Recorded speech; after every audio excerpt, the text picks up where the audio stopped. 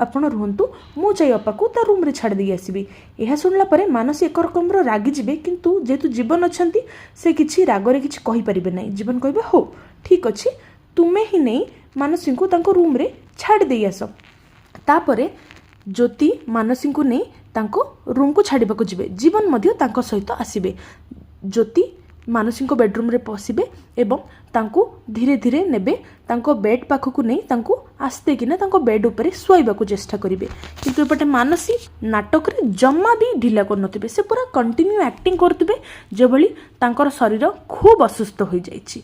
तापरे जीवन मध्य सेठाले ठिया होइथिबे तांको बेडरूम रे देखुथिबे कोन हेउछि मानसी ठीक अछंती कि नाही।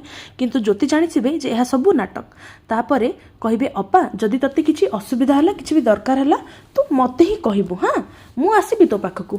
तापरे मानसी को पाखकु ज्योति जाई कहिबे अपा तते जदि किछि दरकार हला तू मते डाकिबु मो स्वामी को नुहे ठीक अछि अपा निजर ध्यान रख। ज्योतिंकर ए कथा सुनला परे मानसी पूरा रागरे तमतम हे जाउथिबे किछि तो कहि पार नथिबे।